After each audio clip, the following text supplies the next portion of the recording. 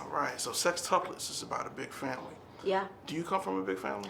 I don't. I come from a crazy family, though. Okay. My whole family can fit in my living room, Okay. you know, in a townhouse. Like, my family's not that big, but we loud. I'm from Baltimore, so we're loud. All right. So, with your character Marie, did you see any of yourself in her, or? Absolutely. She's like the more calmed down version of me. You know, she's a lawyer and she's very, you know, great at her job, and she loves her husband, and she supports him as much as she can until it's too damn much. But you know, I loved playing Marie. You know, wearing a prosthetic belly was, you know, something interesting and hot Atlanta.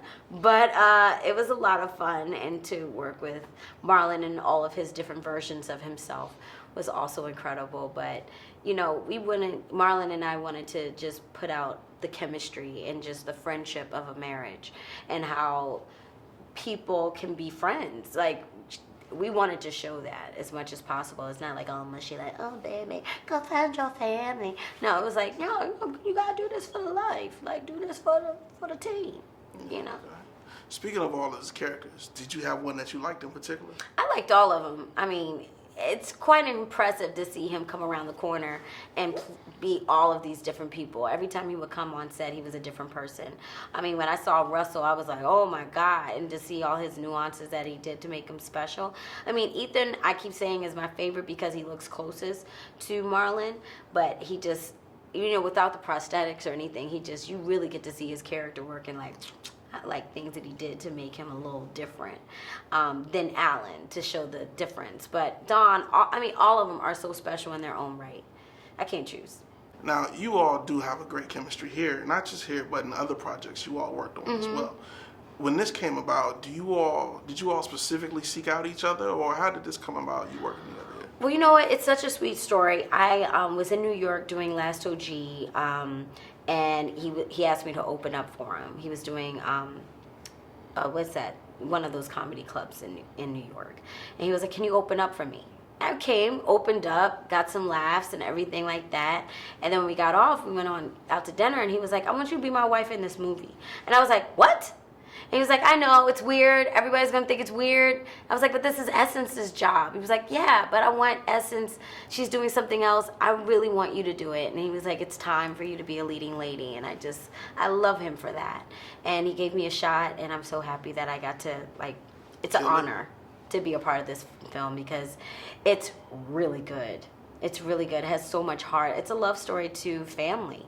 And I think right now what we all need as a country, as a united front, we need to laugh. We need some medicine for the soul. That's true. And I think this is definitely going to give a lot of laughs to people who need it right now. Hey, how you doing today? I'm good, man. Tired. Okay. Yeah, Miami does that to you. Yeah, Miami. Something about the sun and the parties just makes you a little sleepy. But, you know, with all your success, it don't seem like you get tired. I get tired. You know, you've been doing this for quite some time. Yeah, man. And great at it. What do you attribute the success and your longevity in this career to? I think hard work and dedication and, you know, trying to get better, staying a student. I've been able to just, it's funny, like, I see the progressions. I see the growth. I see, you know, when you stop doing something you're known for to recreate yourself in another fashion, I think that takes a lot of balls and a lot of, I think that's the matrix of working toward being something great and staying in something for 30 years. I've been doing this 30 years, and I feel like I'm just now hitting my stride, and I have so much more growing to do, but I feel like it's all happening at the right pace. And me starting to do stand-up 8 years ago, I think that completely changed my life. Sextuplets. Yes. It's a big family. You come from a big family. Yes. Were you able to take anything from your real life and put it into this? That's the headaches that come with having a big family and the complications that can come with having a big family, but also the theme of no matter what happens, at the end of the day, they're always your family. So, you know, and they're always going to have your back. And I think that speaks to every family, because family is probably the hardest thing in the world to love. And if you can love them, you can love anybody. Okay. Now, I don't personally recall seeing, you know, someone play multiple roles since coming to America. Yeah. And doing it so well. What was the inspiration behind doing that?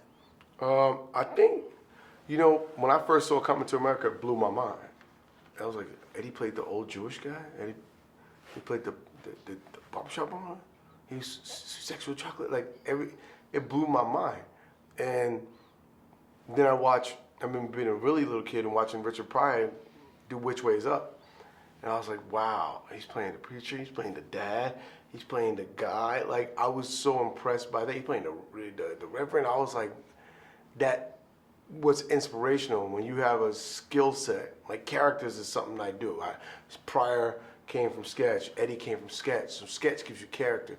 And I think I came from sketch, and sketch taught me character. So playing multiple characters was actually inevitable, but fun for me, but it's very hard. And if you're gonna do it, you take it up a notch. When Pryor did what Eddie did, when Eddie did what Pryor did, he stepped it up a notch with the makeup, and the effects on the makeup was like, oh my God. And then the depth of the characters.